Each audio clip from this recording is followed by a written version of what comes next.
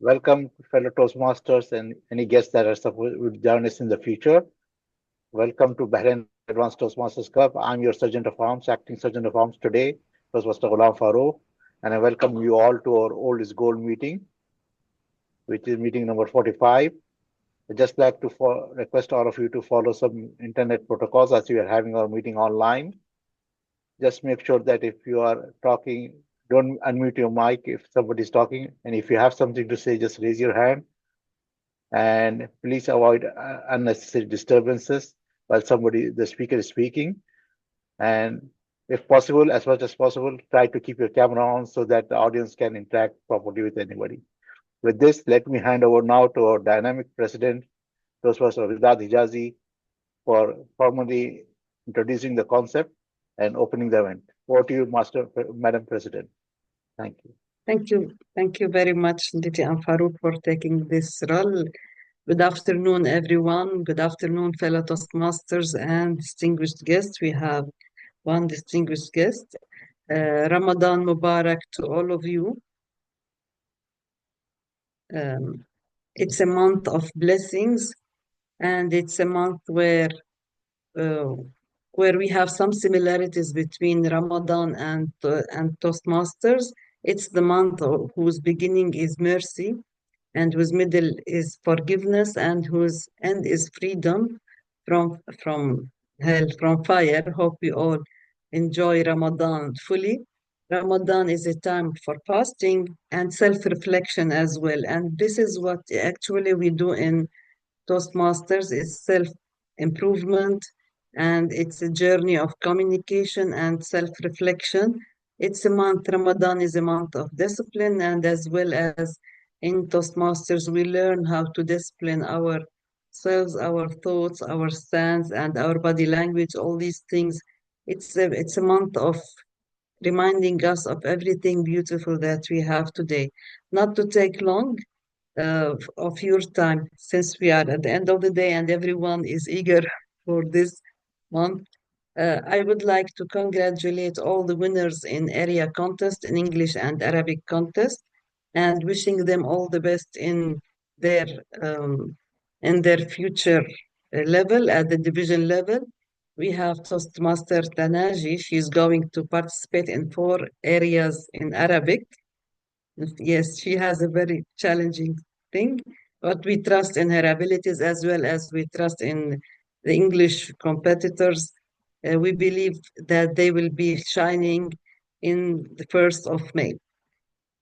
Something else I would like to remind that it's time of renewal, and we need to, all of us, we need to renew. We'll start as the XCOM as well.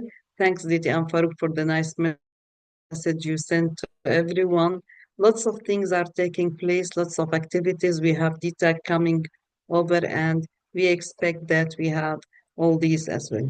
And now I would like to hand the mic to the Master of Ceremony of today. She's none other than me, again, coming back to you. So to make it short, let's send a warm welcome for the Master of Ceremony. I send one for myself. Thank you for coming today. Thank you for sparing the time to be here.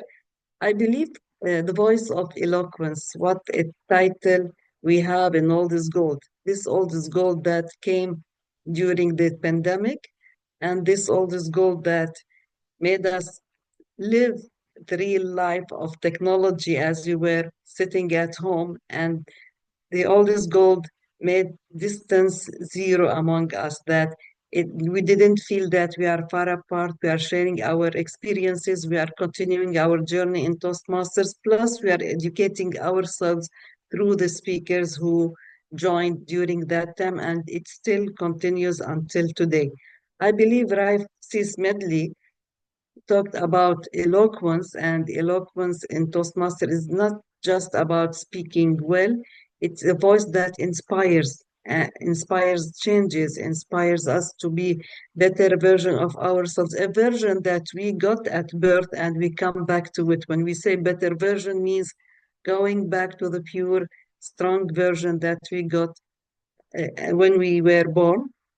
Ralph C. Smedley fosters also the understanding of ourselves and building connection with others. Effective communication is one of the skills that we work hard in Toastmasters and is still going on telling stories, empowering ourselves, seeing the life from a different vision. Each one presents his speech, he enlightens our vision to a different area that we might have shared the same experience, but in our own way. We might have shared similar experience, but got different lessons. So I think Ralph C. Smedley presented a platform where he united all the globe, no different continents, no difference in languages. We are united in the English language. So the voice of eloquence is about the words we choose. It's about the impact those words have on ourselves as well as on other listeners all over the world. So we strive to cultivate our voice of eloquence, and let's start our journey today. Before we start with the speakers, I would like to welcome Dana C's iPhone. Would you like to introduce yourself, please, our guest? Hello, everybody. Uh, I was invited by my dear friend Malake to attend this meeting. I'm studying English literature and Spanish literature at university, as well as linguistics. Yeah, I'm just curious to see what the meeting's about. You're most welcome. Dana, thanks Toastmaster Malaki for inviting her, and we expect you like it. We will ask you at the end of our meeting, how would you like it?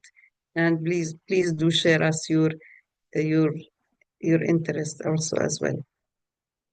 So let's start with the our first speaker is Toastmaster Malaki. Let me see her introduction. She's a quiet person. She has a nice smile on her face. She sent me her intro, but I will read it. So she's a university professor. She's an added value to the club from my point of view. She joined in Toastmasters because she believes that Toastmaster is something that pushes forward to a better person. She's a certified trainer and researcher. She's also the Vice President Public Relation of Bahrain Advanced Toastmasters Club. From my perspective, I don't know how she does this. She's in Saudi Arabia and she's doing well in her job, following every single detail. You have an evaluator, Toastmaster Malaki, and she is another dedicated Toastmaster in Bahrain Advanced Toastmasters Club. A quiet person, she describes herself as introvert, but for me, whenever I see her or whenever I hear a speech delivered by her, I see the inner treasure found there. I see the inner experience, that the depth of experience she has, and the quietness and smooth way she presented. She is none other than Toastmaster Judy Abirustum. Let's all give her a big round of applause.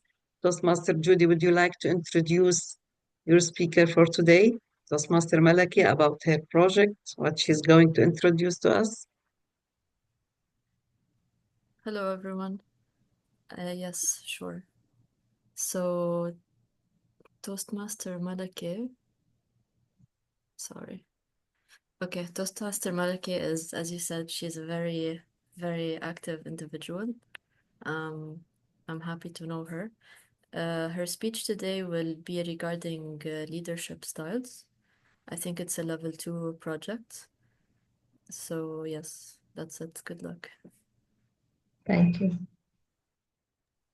Thank you very much, Toastmaster Judy.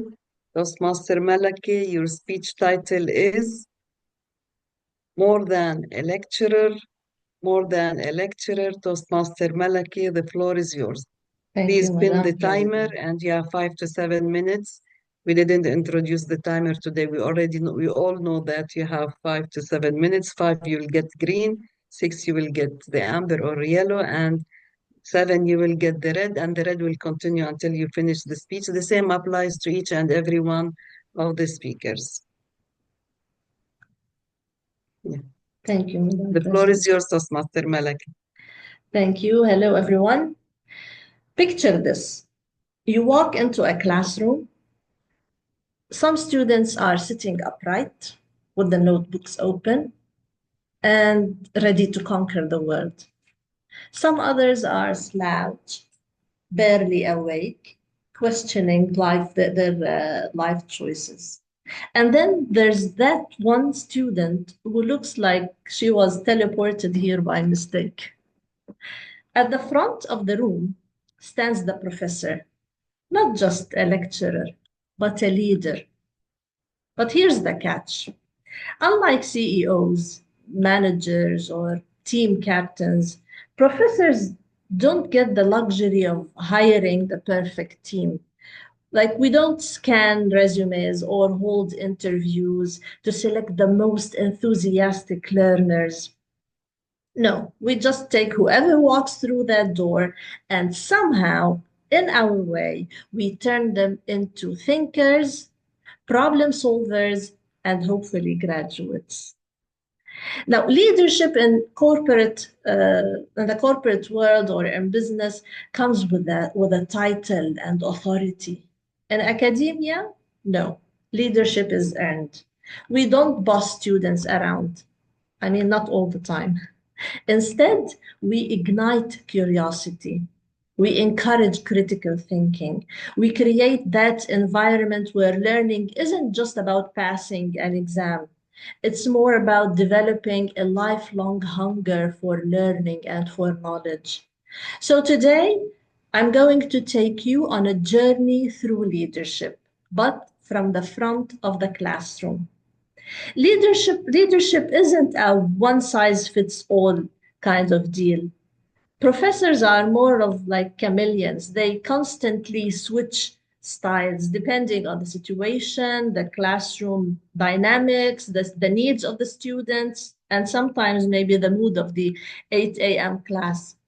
Let's explore some of these leadership styles that professors usually adopt, and sometimes they use them in one single lesson. Number one, the bureaucratic leader, the one that is the kind of because I said so. This is about rules. This is when we lay down the law and we enforce deadlines, we maintain order. When students complain, for example, about a strict attendance policy, we channel our inner bureaucrat and say, rules are rules. However, we still inspire our students through discipline, or at least maybe through the fear of more and extra assignments. The second style is the authoritative leader. In other words, it's the trust me, I know stuff. Let's admit it, professors have years of experience and years and a lot of knowledge and maybe an alarming number of books. So, as authoritative leaders, what we do is we guide students by setting clear expectations and showing them the bigger picture.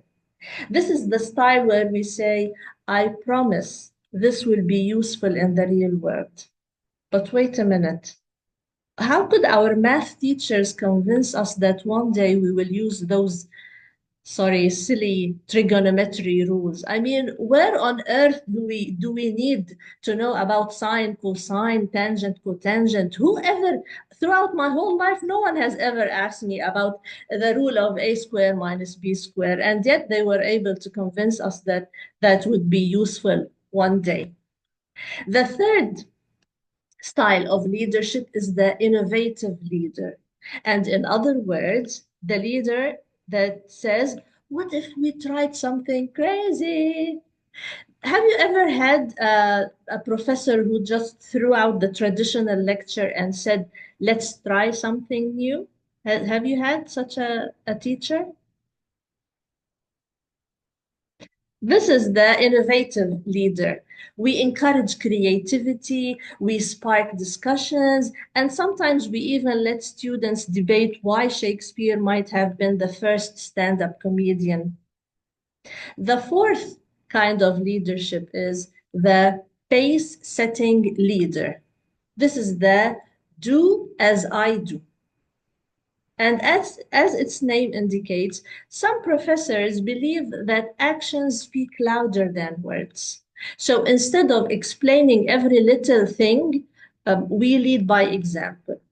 We set the bar high and we expect students to keep up, whether they like it or not, of course. For example, I cannot expect my students to be prompt attendees or to attend classes regularly and promptly if I myself keep coming late to class. And this is how I lead by example. The fifth style of leadership is the democratic leader, the let's hear your thoughts leader. Now, every now and then, we let students take charge. Maybe they run a discussion, they lead the project, or even decide the format of an assignment. Sometimes that is, of course, the leadership that includes some kind of trust, definitely, and we should always do that. But sometimes we regret it, especially after we say, "What do you guys think?" And they say, "Let's cancel the next exam." So the democratic style doesn't always work, I suppose. The sixth leadership style is the coaching leader, the I see potential in you. Now, this one is the kind of coach as a teacher. So a good professor isn't just the one who teaches. He or she is the one who shapes futures. The coaching leader helps students discover their strengths and, of course, weaknesses. But these are the ones that say, "You're better than this. I know you could do more." Now, sometimes students roll their eyes in disbelief, but then years after that, they'll remember that one professor who believed in them. Last, professors don't just teach, they lead minds. So one day we're enforcing rules, the next we're motivating students with big ideas. Some days we inspire, and sometimes we bribe students by promising to give them or to let them leave 5 minutes earlier. So it's about, in the end, leadership in the classroom isn't about authority, it's about influence. So the next time you see a professor, remember, they're not just a lecturer, they're a leader in disguise with a whiteboard marker as their sword. Thank you, everyone.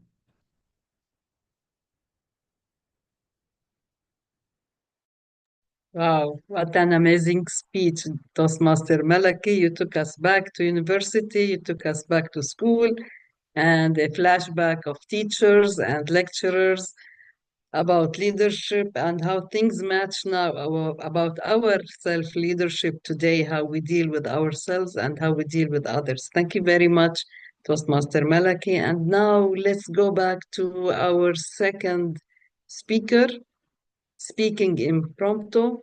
He is Toastmaster Farouk Qadir, and his evaluator is Toastmaster Muhammad Shukri, who will present him, and then I'll give you your speech. Loved it. Okay. Toastmaster DTA Muhammad Shukri, would you like to introduce your speaker for today? You're going to evaluate him? Yes.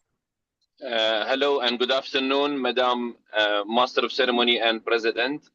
I am evaluating my speaker today, who is DTM Farouk, and his speech actually is a non-project, so I have my own sheet of evaluating. So the sky is the limit, and as our professor, leader, teacher said, I know you can do better than this. That will be my attitude towards you, DTM Farouk. So all the best, and back to you, Madam Master of Ceremony. Thank you, DTA Muhammad Shukri. I didn't introduce you actually. You are more than the one and only one to introduce. It's a nice book to read. He is an accredited speaker, and we are proud to have you in our club as a BAT member. DT Farouk, your speech as an impromptu speech, he doesn't know about the title. It's a challenge for him to know what the speech is, and he's going to present it on the spot. So, your speech is about what challenge in your life initially you felt overwhelming for you, but ultimately led to a positive transformation. What challenge in your life initially felt overwhelming, but ultimately led to a positive transformation? 5 to 7 minutes, and the floor is yours. Thank you, Madam of Master of Ceremonies, Madam Vidat, Toastmaster Vidat, for the introduction. How many of us, if you talk about at one type or another, face some very discomforting situation in our childhood? Maybe we were bullied. Maybe we were said like, you did not do this right. You failed. And maybe you tried the best attempt, but you felt yourself, I didn't do best. You thought you could still do something, but you failed in that one. Sometimes just simple thing as saying like seeing other people go swimming and you tried to swim and jump in, but you failed.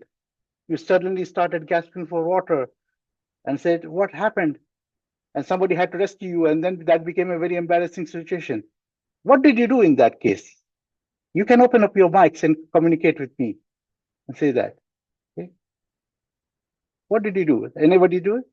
I stayed away from water. Let's say if the swimming incident happened to you, did you stay away from water?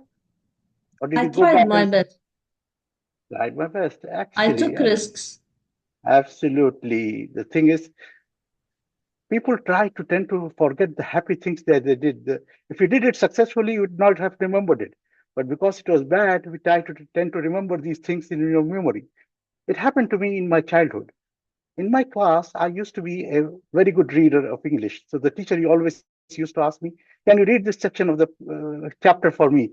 Can you read this chapter for me? And they used to appreciate the way I read it. And I was very proud of it.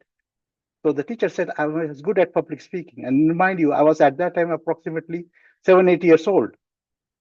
So what they did was they put me in a speech as an introductory speech giver to the dignitaries of the parents that were coming in one of the big meetings. You know what happened? I went there. I prepared my speech. My speech title was "A sword is mightier than the a pen is mightier than the sword." That was my speech title. Very good topic, right? Deals with eloquence and emphasizes that the power of word is more powerful than swords or anything. That is the voice of eloquence. Now, what happened when I went there on the stage? I saw all the parents and everything and the dignitaries. It became the voice of silence. I got stiff. I did not know what to do. I was like, I could not even move. I could not do even I was just like, and it stayed there for an embarrassing 1 minute. But it appeared like a lifetime of period that I stood there at my young age. I did not know how to live through it. And then one of the teachers kindly came and took me away from the stage. And that was where I said, what happened? And I was like in a shock. I was always good at reading. I never had any problem. I used to stand up in class and speak in front of the children. What happened to me? Now, as Toastmaster Malaki said, I could have gone back in valor and said, I don't want to be near public speaking anyway, anytime of the year. I want to stay away from it. And that's what most people do. But what I'm trying to tell you is that defeat, you can turn it around. That incident, you can turn it around. And that was what I took as myself as a challenge. I started taking part in what we call speech giving contests, even debates. And perhaps I was a bit brash in those debates. Maybe I was a bit wrong. Maybe I failed in my argument. It didn't matter. I was up there. I was talking in front of people. And I did not care if I made a fool of myself. I did not care if I became a failure or success, as long as I was a success to myself, because I knew from where I came. I came from the rock bottom. So anything that else after it is going to be high for me. That's how I look at things. And I was happy. And this is what people do. And that is where I am today now. I'm attempting a speech that is impromptu. I don't know if I'm successful or not, but I don't care. I know that I'm not here at the bottom. I'm somewhere above it. Maybe not at the full top, but I'm just above I'm not at the lowest level. And this is what we need to do ourselves to challenge. And sometimes we as speakers or even as people in life are too hard on ourselves than the people around us. How many of you will come back to me and say to me, no, Farooq, you did a good job? Most of you. But is there any one of you who will say, Farooq, you did a bad job. I didn't like the way you gave the speech. I didn't like what you did. No. But we think that in our minds. Why are we so negative about ourselves? Why? We say the world needs positivity. Start with the positivity for yourself. You find out that eloquence is not only in words, eloquence is in giving support, in silent nods and understanding that you give to each other. A minor shake of head is a voice of eloquence. It is wordless eloquence. So do not let the eloquence of silence overpower you and the eloquence of shame overpower you, because they are not eloquence, they are impostors. Find the true eloquence in you, which is the eloquence of courage in going further. With that, let me just say to our Master of Ceremonies, any challenge that you find yourself in, my fellow Toastmasters, do not let it become eloquence of defeat. Turn it around, and you can do it.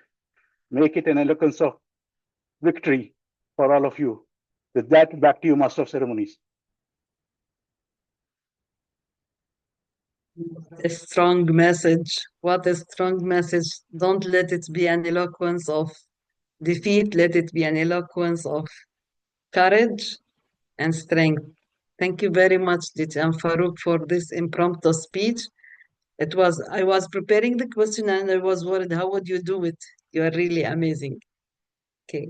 Thank you very much for your speech. And let's go back to our third speaker.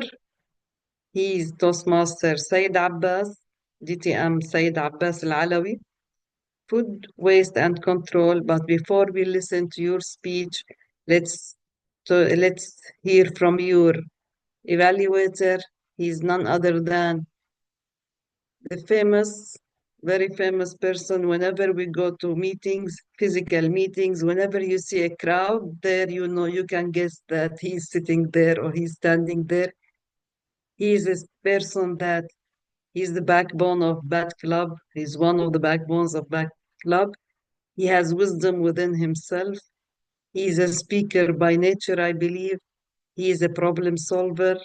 He's always there whenever as a president of the club, whenever I miss something, he's always there supporting us. He's none other than DTM Ali Shahbaz Ali. The floor is yours, evaluating our speaker for today. Would you like to introduce his speech, please?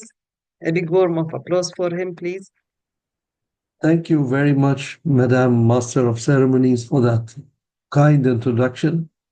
And here is the requirements which our speaker needs to achieve for today. Our speaker, DTM Sayyid Abbas, is attempting his level 4 project. And what is it about? It's about managing a difficult audience.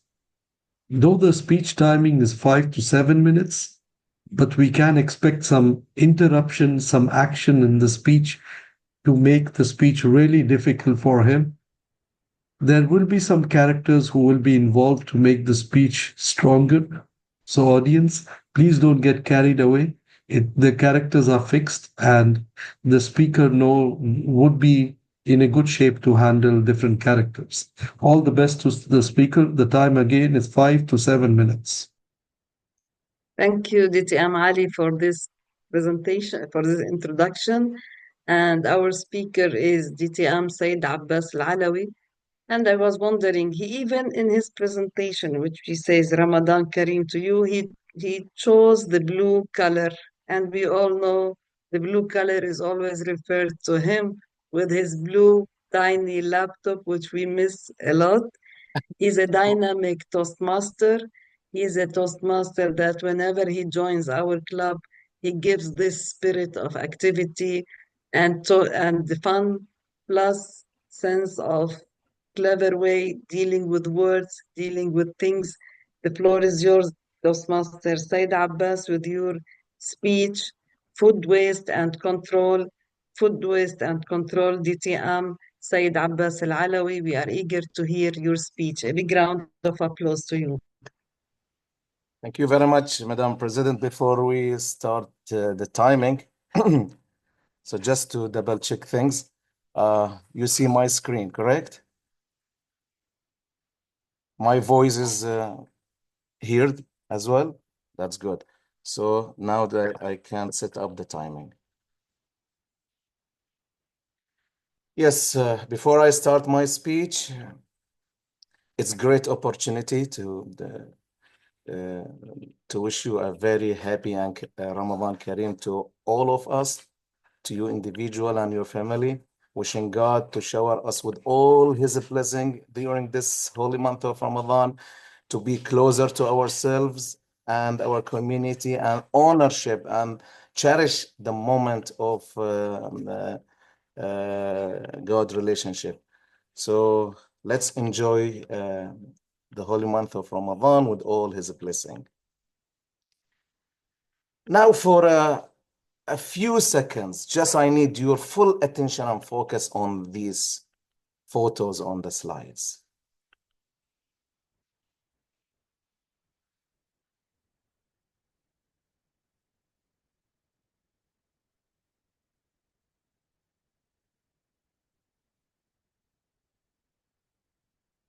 What your mind drive you after a few seconds of full focus and attention?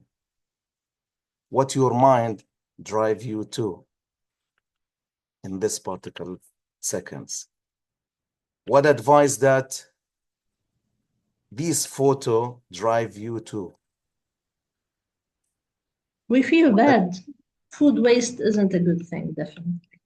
Absolutely. Thank you very much. So what advice you may give to yourself, your family, and your community after just a few seconds of seeing this?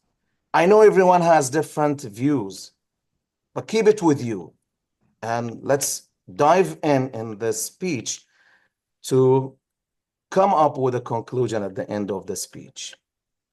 And before we dive in this speech, let's have a mutual understanding of what really food waste, because I don't want to have a different understanding. So according to specialists in the food waste control, Gastevans, 2011, food loss or food waste are often used in a scientific literatures to identify material intended for human consumption that are subsequently discharged, degraded, or contaminated. So it is not healthy for human use. The Food and Agriculture Organization of the United Nations, FAO, defined the food as a change in the availability, edibility, hormones, or quality of edible material that person from being consumed by people. This is from FAO 1989. So with this understanding, so now we understand what's really food waste mean. DTM Abbas, just I would like Please. to have a comment here. Please. I do not really agree with the meaning interpretation of the FAO community, because if you really mean food wastage, and they say it's low quality, but if that food can be used for something else like compost for fertilizer, is it really wasted? It's not wasted, right?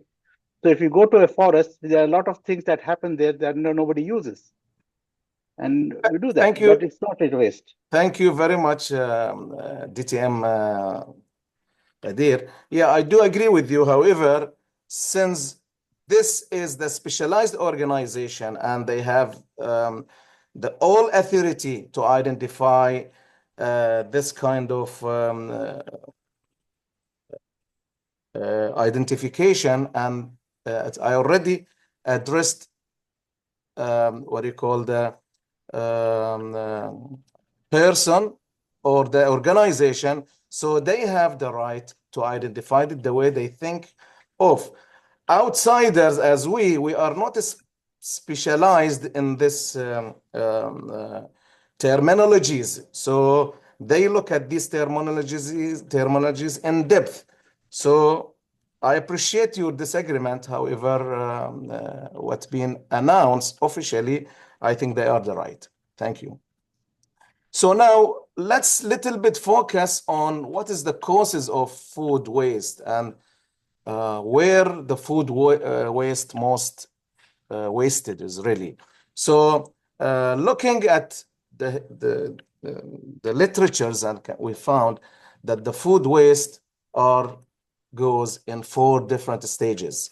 One of them is during the food preparation, that we call it the primary production. And look at these figures, 32 million tons being wasted during this stage. I mean, And I then understand all this, but what I don't get is where quinoa came from. Where on earth did they bring it from? Plus, they ruin our traditional dishes like tabbouleh, quinoa with tabbouleh or tabbouleh with quinoa. Excuse me? Tabbouleh is made with burghul, not with quinoa. And then they say there's matcha. What's matcha? I mean, I no, can but barely taste green tea, and now you bring matcha too? Matcha? Malaka, Toastmaster Malaka, these figures brought up from different region, from different countries, brought to us on a very simple delivery. So your argument could be right in a particular space of your understanding. However, this is brought us to bring millions of people around the world to an understanding for one reason: to reduce waste. And by the time in the presentation, you will find that. So going to the second, what you call second stage. Oh, by the way, thank you for your interconnection. Second stage of losing. See, this organization are bringing us where we lose the food, where we are wasting the food. You might lose the food at the last stage, but there is in the middle stage, second stage, first stage that you never know about it. Therefore, they are bringing us this I saw in USA a records. very nice way of getting rid of the food, the waste of food. It's a small Yes. machine that they put in the sink, and it makes all the waste of food. It dissolves it into liquid and goes directly. That's the easiest way. It spares all this. So thank you. So the second stage is in a processing and distribution, or a processing and manufacturing, and 30 million ton wasted. And during the distribution, 6.6 million. And what I am really more concerned of, during the consumption, that is our level, that's our stage, 60 million. Over total of 120 million, that bring us to a shock. 120 million every year. We participated with 60 million. That should not leave us in a peace. We have to drive ourselves to an action. Most of the waste is 76% is customers, is we, me, you, and everybody. Do you think how many million Bahrain participated out of 120 million waste? This is small, beautiful country. How much does it produce every year? Imagine, according to the latest statistic 2023 by Supreme Council of Environment of Bahrain, 1 million metric ton a year. The little smaller country with a population of nearly 1.8 million participated with 1 million metric ton per year. This has brought us to a level of the 5th country between the Arab country, Syria, after Syria, Tunis, Egypt, Iraq, we, Bahrain, with a 1.8 million. Heading off Lebanon, that's nearly 6.5 million. Saudi Arabia, 35 million population. Qatar is nearly 3 million, and Libya, 7.5 million. We are ahead of them. So this should drive us to do an action. We generate, every one of us generate 360 kg on daily basis. That's bring us to 1,000 per day. That's big numbers. Now, the waste hierarchy and control, most of us really aware of it. However, so this is reduce, reuse, what you call repair, recycle, and recover, disposal. This is a standard, and it is quite complicated. Supreme Council of Environment brought us to 4 steps to control our waste. They said, buy only what you eat. Don't buy things that you are not eating or you are not planning to eat. Then eat what you buy or eat what you bought. And third, share the extra food. And number 4 is store food correctly. There is a program to reduce, to reuse, to repair, to recycle, to recover, and to dispose. However, it is quite long to explain. With these 4 steps, Supreme Council for Environment in Bahrain, they come up with the 4 simple steps to follow. If you follow, we will not end up with this much of waste. Now, it's very quick. 2 methods I've selected for control. Number 1, implementation of food waste reduction policy and legislations. This is all over the world, and especially in Bahrain. I can see national and local governments can play a crucial roles in addressing food waste by implementing policies and legislation that encourage waste reduction. Of course, it's available. For example, United Kingdom has introduced the Waste and the Resources Action Program, WARP, which aim to reduce food waste through the supply chain from the beginning. And WARP has set a target for business to reduce the amount of food waste produced and provides guidance on the best practice for waste prevention. That is in 2021. The second method, we need to do a promotion, food waste reduction initiatives and education. This is all happening, and especially in Bahrain, governments can promote initiatives. And by the way, this presentation is a promotion for food waste reduction. So government can promote initiatives and educational campaigns to reduce food waste. These initiatives aim to reduce or to raise the awarenesses about these issues and to provide a practical solution. As example, the Love Food Hate Waste campaign in the United Kingdom is example of effective initiatives.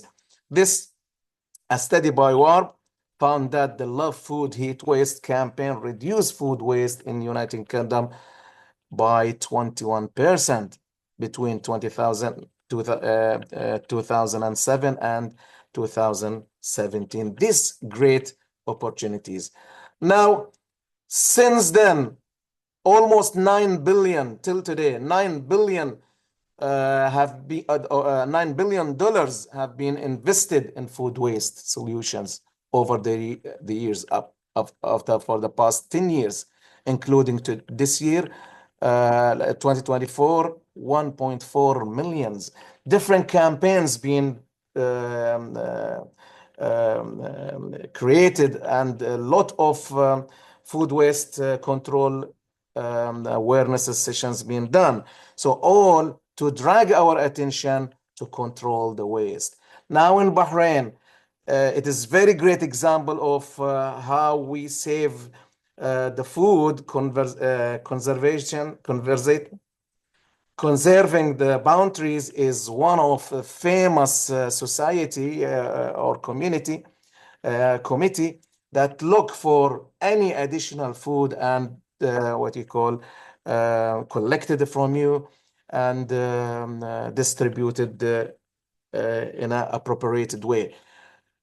To conclude, addressing the waste is very much essential as for sustainability by implementing effective strategies, promoting awarenesses, and adopting a circular economy approach. We can minimize the waste, conserve resources, and create more resilient and equitable food system and educate customers. All what I want you after this is to take a pledge to make this every day stop food waste. Thank you very much. Back to you, Master of Ceremony.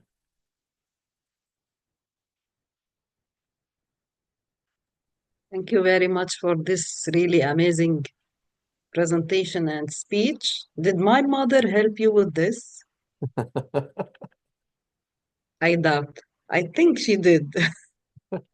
All Okay, our so mothers. yeah, yeah, Okay. it's really something we need to worry about food waste, and especially in the month of Ramadan, where we put lots of food on the table and then we eat part of it, what happens to the rest? Thank you, DTM Said Abbas, for this interesting and very important speech that matches with the situation in Bahrain, especially. Uh, it's really amazing. And now we have our fourth speaker. She's a speaker who, when I asked her, I would like to introduce you, she said, feel free to do that. She's laughing. She's the reason why I'm here. So Toastmaster Abdullah Hijazi invited me as a guest. Come, Auntie, with me. It's a nice time you spend. You like to try new things. Come to Toastmasters. And then I got this phone call when I was in Beirut from DTM. Zahra asking me to join. She's the reason why I'm a bad member now. Traffic link. Okay. So she's a teacher by nature. She's a kind friend by nature, a helper by nature. She's there to support whenever we asked her. And she's none other than Toastmaster Zahra al-Mukharrak. Yes. And we have her evaluator. It seems that he's not showing up until now. Does he know about the timing?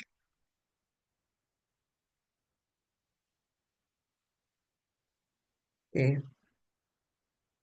Would you like to let him see your speech later on and give you the feedback, or we select another? It's a good idea. Okay. Madam Master Yes. of Ceremonies, I just received his message, the fourth evaluator. He's stuck with an important family matter. He won't be able to join. Mhm. So I Mhm. believe the idea is good that we can send the recorded link to him. Okay. Thanks. Okay. Thank you, DT Amali. I told you he's our savior in Bat Club. Our Toastmaster Zahra is presenting her speech today, and her evaluator is a speaker by nature, as I present him. He's always a winner. He worked hard on himself. He used to be in Bahrain and now he's in Sri Lanka. He's none other than DTM Farhaz Farouk. He will be evaluating her speech after he sees the recording. And DTM Zahra Al Mukharrak, her speech title is The Power of Habit. As you see on the screen, The Power of Habit, DTM Zahra Al Mukharrak. All the best for you. The floor is yours. A big round of applause for you.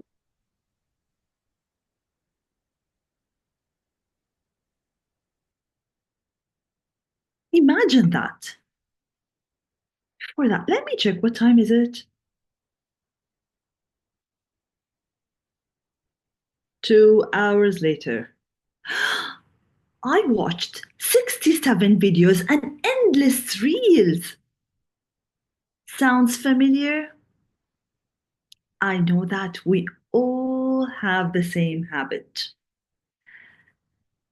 Master of Ceremonies, fellow Toastmasters, and guests, good day to you all and Ramadan Kareem. I'll take you back December 2024. I started writing my New Year resolution and I listed tons of habits that I will remove, change, and replace with new habits. But guess what? It's not easy. So I started searching for a helper, could be a workshop, a videos, and I came up with this book, The Power of Habit. Fellow Toastmasters, I would like to share with you how did this book help me to come up with new habits and replace the old one with a healthier habits. Other than that, I'd like to share with you the summary and the core of this book. So let me start. First of all, as we all know that the definition of habit, it's a routine of behavior that will repeatedly and you will regularly do without even thinking. First of all, this is the definition. Then moving to what makes me feel that I should change and replace my old habits. First of all, it will save my time and energy. Then it will build a discipline and consistency. Moving to it will improve my mental and, of course, my physical health. It will enhance my productivity and focus. Last but not least, it will shape my identity and success. So those will encourage you to come up with new habits and replace the old habit. It's not just the old habits, but the habits that consumes your time, effort, and energy. And for me, the top priority goes to excessive social media usage. Let me take you through the journey. What do we have to do? The core of the book was that I have to know, first of all, the cue or the trigger. What are the things that encourages me to do this? Why do I have to do those habits? The second thing, it's the routine. What are the healthier replacements for this, let's say, bad habit or a habit that I would love to replace? Last but not least, it's the reward, the best part. So let me take you through the second slide. Of course, if I will change the habit, then I have to think about it. So first of all, I will identify the cues, moving to the routine, and we have to end up with the reward. The golden rule of habit changing. You have to think about the cues. You have to list down what makes you distracted. For example, if it's me in my situation, I started listing down what distracts me and what makes me use the social media a lot. Then I tried to find the replacements. Could be just to use it for a certain amount of time, or to stop it for a couple of days, or maybe just to reduce the notifications. Then after that, I have to ensure that it's in my routine, where I will use the habit tracker as I used it already. As you can see here, the habit tracker, you have to use it just to make sure that you are on the right track to ensure the consistency. Then, those are the strategies that will lead for a successful habit changing. First of all, to start small. If you can remember previously, I said that I had tons of habits, and I felt that within a click, I will be able to replace it all with a healthier habit. It won't work. The book taught me that I have to start small. Starting small means you have to start with either one habit or within a short period of time. For example, I started in January 2025. I started with the Instagram for 2 hours per day. Then, the use of habit stacking. The second week, I started adding Snapchat to the Instagram account again within 2 hours per day. And I said that track progress will help you to know where do you stand. And I should say that before moving to the reward, I should say that starting with 2 hours per day, I reached to 1 hour and 15 minutes, and we are in March. And I should say that the reward could be external, which I have a plan to buy something special within, let's say, after 6 months, yes, during June. Or it could be something that you feel that, yes, I do have more time for my family, more time to invest in myself, to read more books, and of course, to, let's say, do other healthy habits. Fellow Toastmasters, let me take you through the journey. As I said, I would like to share with you my personal experience, and I'm pretty sure that it will help you to stop the excessive phone use habit. So I identified the cue where I use it a lot because my phone is within my reach. Then the second thing, sometimes if I feel lonely during my free lessons, during like if I have appointments and I'm free, then I will try to use it a lot. Then the routine, the healthier habits that we can come up with to replace the old habits could be to listen to a podcast or music, or especially during Ramadan, we can listen to Quran. Then moving to, we can reduce the notifications, we can turn off the unessential notification, moving to deep breathe exercises, and of course to do some stretches and exercises. And the rewards that, as I said, it will be in not January, but June. And of course, to feel that you are proud of yourself and you managed to do something new to yourself and of course to your future. Fellow Toastmasters, I know that it's not easy, but achievable. Let me take you through the steps that will help you a lot. So first of all, we have to identify the habits we would love to replace. Second step, you have to identify the cues, the triggers, and what makes you do this habit. Third, try to find healthier replacements. Last but not least, you must reward yourself, as it's the best part. Now, I would like to encourage you all to take your New Year resolution out tonight, try to list it, and follow the steps. You must do it by tonight. Back to you, Master of Ceremony. Really, really wonderful. You summarized a big book within few slides in a very, very creative way. Thank you very much for this. The power of habit, and we need to have our own habit tracker if we have some habits to get rid of. Wish you all the best. Eagerly waiting to hear from you in June about the results. Okay, there is a nice note from DTM Abdullah Madan for you in the chat box. Don't reward yourself with cheesecake, otherwise another bad habit will show up. So maybe a little piece of, if you like it, piece of cake.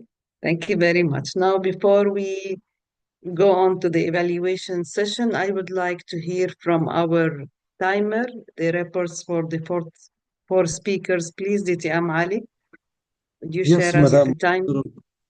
Yes, Madam Master of Ceremonies. The first speaker, Toastmaster Malik, he took around 6 minutes, 17 seconds.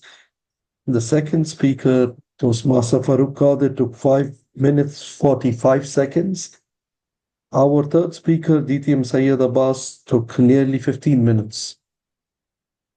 And DTM Zahra around 7 minutes, 05 seconds. Thank you.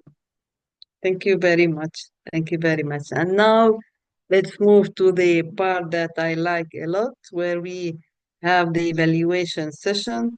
And the first evaluator is Toastmaster Judy Abirustum. She is evaluating Toastmaster Malaki's speech more than a lecture. Toastmaster Judy, the floor is yours. Thank you. You have, just remind you that you have only 3 minutes. At 2, you will get the green. 2:30, you will get the red. And 3, you will get the, 2:30, you will get the yellow. At 3, you will get the red. And it continues until you finish your evaluation. Got it. Okay. So thank you, Toastmaster Malaki, for the great speech. I related a lot to it since I also was a lecturer, so it did resonate. I think your speech was very clear. I love how you started with setting the scene.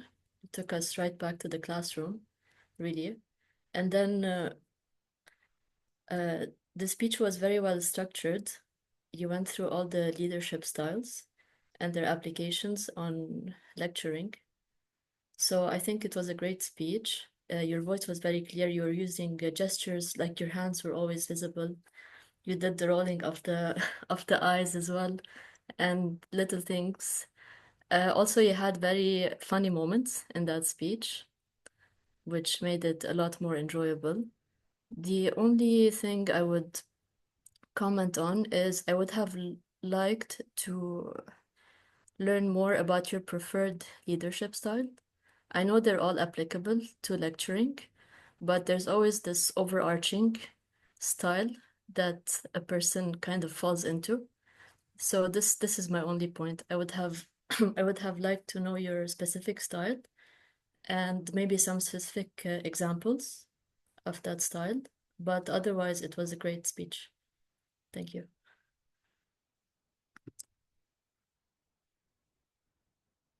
Thank you very much, Toastmaster Judy, and hope Toastmaster Malaki will benefit from your prompt evaluation. Yes, And now definitely. let's Thank move, you so much, Toastmaster Judy. let's move to our second evaluator. He's none other than DTM Muhammad Shukri, evaluating the speaking impromptu of Toastmaster DTM Farouk Qadir. The Madam floor Masal is said, yours. He's not with us. yeah, he can send the recording evaluation directly to the speaker. Yeah. Yeah, I noticed that he's not with us. And then we are left with the third evaluation. You, DTM Ali, you will evaluate DTM Said Abbas' speech. Thanks, Madam Master of Ceremonies. I'll just start timing myself. Okay. Our speaker, DTM Sayyid Abbas, delivered a very important speech, or I would say a project, which is the reality of today's times. If we look at latest news across the world, whether it's politics or highest offices, governmental corporates, sometimes people don't let you finish what you want to deliver. Even diplomatics interfere nowadays when you want to say something. So, this is a real example which is happening, and we cannot turn a blind eye on how important Toastmasters platform is, that it gives us an opportunity to practice such heavy projects. Personally speaking, if this happens on our daily lives, first our ears will become red, then the eyes, then the face, and it will keep changing with like different vegetables and fruits. Our speaker was interrupted as part of the plan, but he kept his smile from the beginning towards end. He was very accommodating and he made sure he delivers his message. Now, in the interest of time, I will go to the points where the speech could have been improved. Our speaker knew that this is 5 to 7 minutes speech. Maybe some slides could be cut short to graphics. For example, a chart, a pie chart, some statistics which could be wrapped up in 1 or 2 slides max. Our speaker could start with Bahrain as an example and then go on international to let the audience connect. Maybe Bahrain, GCC, and then international. That would have been a great step-by-step connection for the audience to feel the speech. We did hear a lot of data, and definitely data is the king, data is important. But here we couldn't connect well with the data immediately shown, millions of metric tons being wasted. Because in the beginning, we lost that connection where we could connect with those small pieces, like starting with Bahrain, GCC, then international. Our speaker managed audiences perfectly fine, so he gets an A in this part. But I would recommend for future speeches, time the slides as per the time given by the project. So 5 to 7 minutes. In some speeches, we can keep time for disturbances. In this speech, I would recommend to keep 50% content and 50% space empty for disturbances alone. Like they say in international speeches, even if you throw a punchline, keep 20 seconds for claps if that punchline is very good.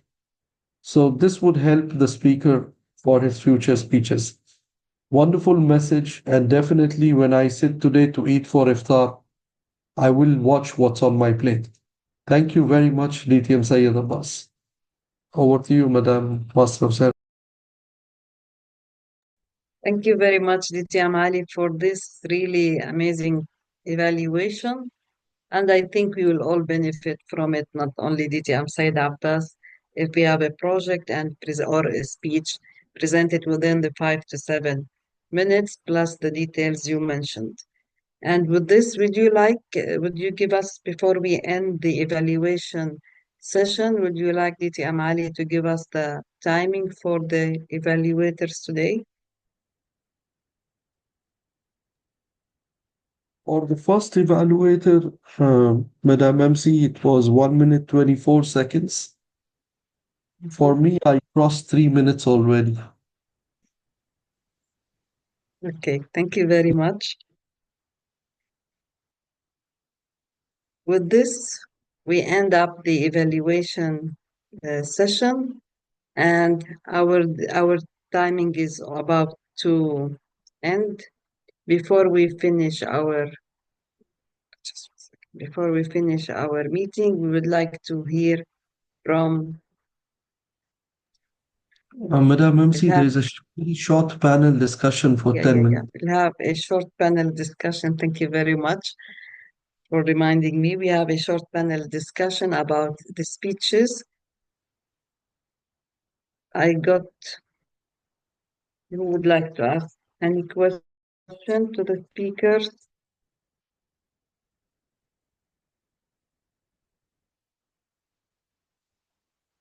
Any questions to the speakers? No questions, but just a comment to our speaker, Sayyid Abbas. I loved his presentation. If you permit me. But one of the things that I always found is that there could always be a adverse interpretation, like the one I said, like, who puts this criteria, who has this criteria, but he handled it very nicely. He said the experts did it, but still, people are stuck in the audience. They will say like, okay, this is not my responsibility, the food packing industry, I pay my taxes, that's the government's job. They did not dispose of it properly. Is that a compost? If you are using something even that which is waste, it is not waste, right? So that's an argument that happens. Like people argue, like even about natural resources, they say, it will exhaust. No, it will not. So how do you have points for that? I would really have loved to say the bus to have seen a chart saying like this is what the naysayers do, and this is what the statistics point out to. Some common comments that say like how people say belittle that message. It's an important message, but people try to doubt its value, you know. So if you start by contacting and say, I already know about this, and if you did this, but this is what the statistics shows. So that's what my comment was. What do you feel about it, Mr. Abbas? Yeah. Well, that's great. First of all, great comments from your side. But when I prepared this presentation, I did not bring anything from my table.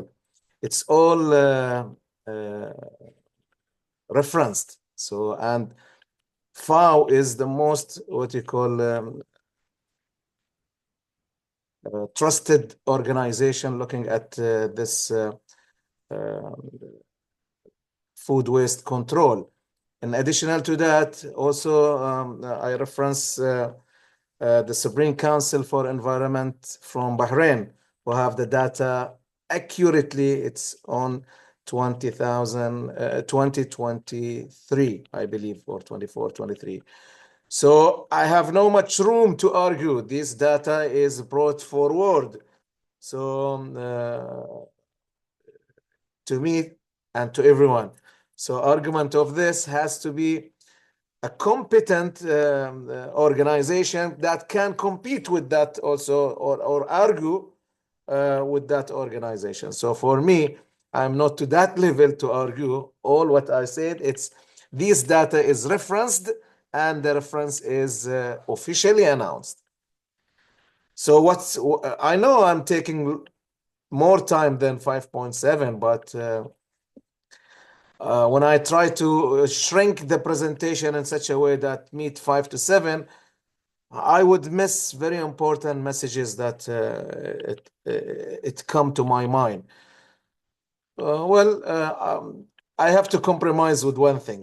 I decided I am not in a competition or contest that when I lose time, I lost the competition. I lost the award. Here, I give all my effort, all my time. I lost to be one of the best evaluator, but my message has reached where I wanted to reach. So thank you very much. Thank you very much, DTM Said Abbas, for this. For a person interested in food waste and in waste in general, I was in a BAPCO celebration last year, and there was a section about food waste. And imagine that there is not much, or there is no company in Bahrain that makes this recycling in a good way.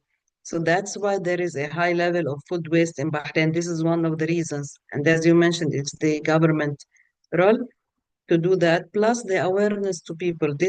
If someone wants to open a new business in Bahrain, this is a very, very good business where you can make awareness sessions to people with the municipalities and all organizations, plus it makes a lot of money. Thank you very much. It's really a very important topic that you addressed. I have a question for Toastmaster Malaki. You presented the leadership styles in a very, very amazing way. I believe each one of us went back to school, university, but I would like to know about your own leadership style. You didn't mention this in your speech as we expected to hear that. Could you tell us, please? Yes, of course. Actually, I did a test for my leadership style, and I ended up being the altruistic leader, the kind of leader that says your success is my success. I didn't have time to reach this part in my speech because I didn't want to exceed the time limit. But the altruistic leader is the one who it's all about people, and it's not about power. So it's the heart-centered leader, the professor who listens, who empathizes with the students, who creates community where students feel supported. And I particularly believe that my ultimate goal for my students is for them to feel safe in my class, safe to express themselves, safe to make mistakes without being bullied or judged.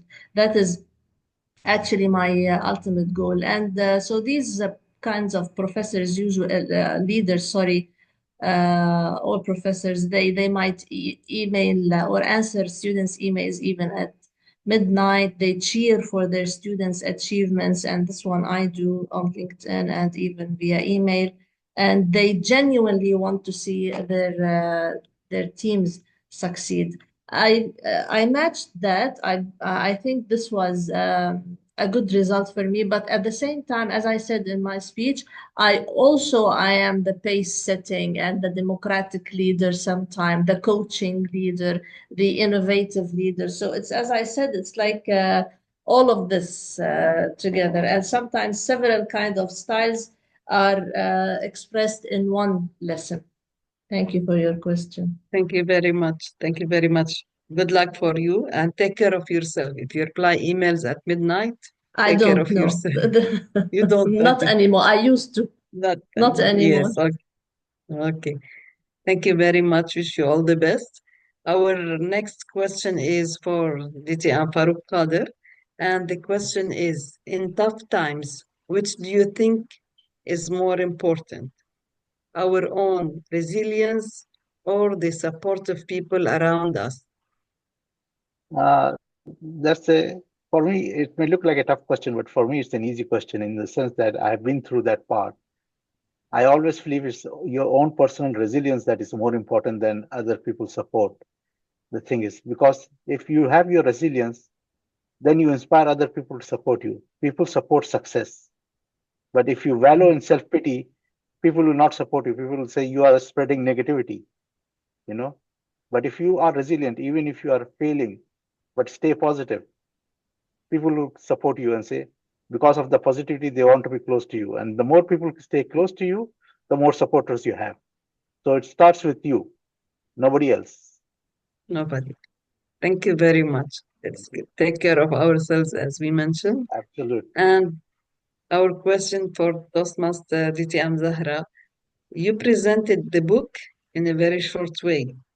Are there more things within the book that we could benefit from? You mentioned the habit tracker, which is something nice to work on. Does the book include something you didn't have the chance to express about? Yes, of course. I should say that, yes, like the book is filled with examples, tips, and tricks. But as we all know, like within 5 to 7 minutes, as what Toastmaster Malika said, we have to shrink it. So I tried to focus on the most important, and as I said, it's the core. First of all, it's the loop where you have to think about the habit, healthier replacement, and the reward. Then you have to go through the start small with the stacking and, of course, the habit tracker. I should say that I used to do kind of, let's say, the habit tracker and to-do list and all of these stuff. But the book that why I would like to encourage you to read, and I felt I must talk about it, that it will help you step by step to go through those, let's say, to achieve your goal in a very smooth way. So yes, of course, there are a lot. Maybe I can't recall, let's say, few points, but because like I tried to focus on the main ideas to include it in the presentation. Thank you very much. Leaving the autopilot is not easy. It's stick there. Just getting rid of the autopilot needs a lot of time, and we have to leave it smoothly in order to get to acquaint new positive habits. And as DTM Farouk mentioned, the positive about ourselves. We need to encourage more and more between leadership, between being resilient, with being getting rid of negative habits and taking care of the food we eat and the amount we cook at home and the amount of waste we have in our food. This is a kind of leadership from different perspectives. Thank you very much for having our meeting today. Before we present the certificates and we adjourn our meeting, I would like to hear from our guest, Dana. How did you find our meeting? Thank you, DTM Ali, for the timing. Appreciated despite your mental situation, physical situation. Our guest Dana, the Yeah. floor is yours. Yes. I really appreciated all the different themes that were talked about. I appreciated the talk by Dr. Malake about the different leadership styles. Yeah, I thought everything was really good. I don't really have any criticisms or anything. How do you feel attending our meeting? I think it's interesting because it's the first time I've ever attended a Toastmasters meeting. Yes. Yeah. Go ahead. Yeah, it's the first time I've ever attended a Toastmasters meeting.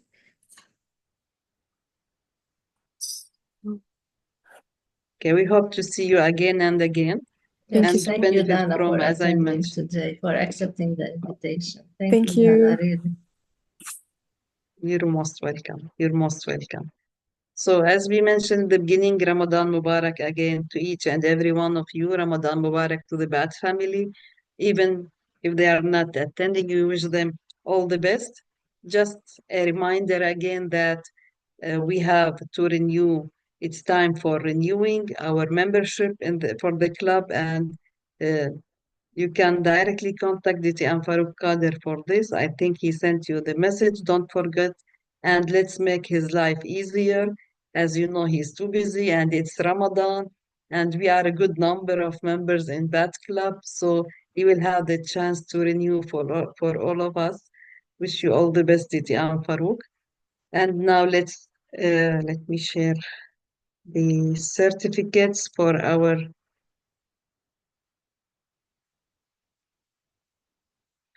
thanks for those who took for the role players.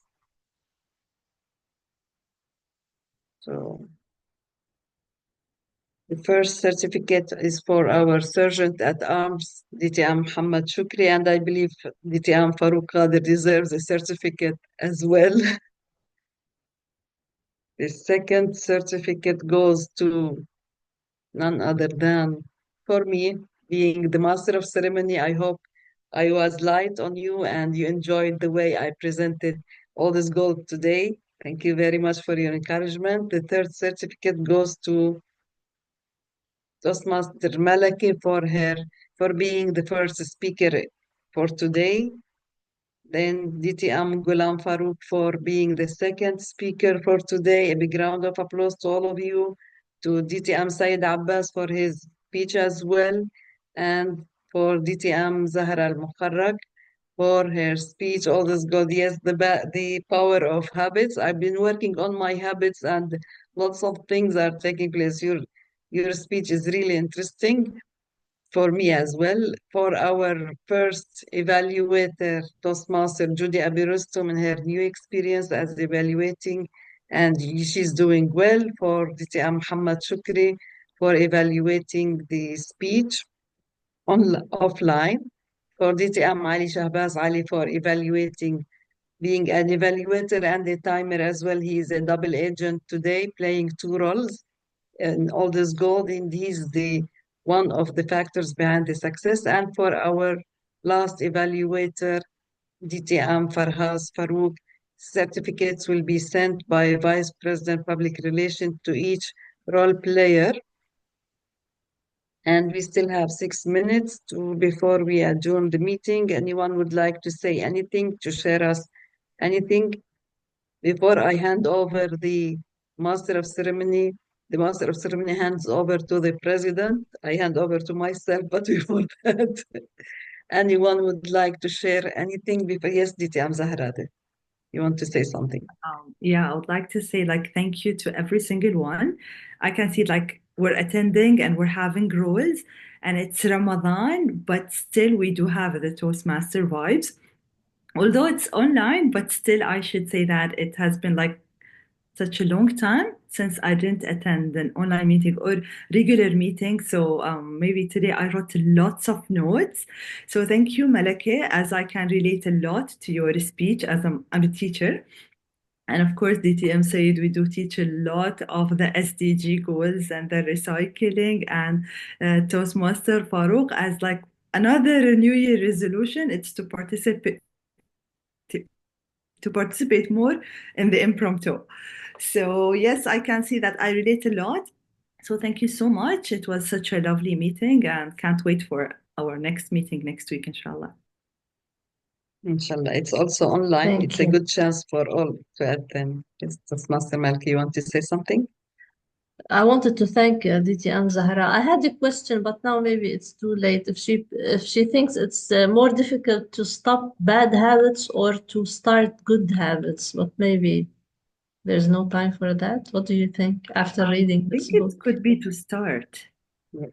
To start a good habit? Because because if you have something in mind, because it was a bad habit, and of course, once you reach to a point that you feel it's a bad, means it hurts or it consumes time and energy. So that's why it's kind of like a turning point that I have to change it. But to start something new, then you have to be more encouraged. To be motivated, yes, you're right. Motivated, definitely. Yes, thank you. And that was a very good speech of yours, mashallah, also. Very impressive, as usual. Thank you.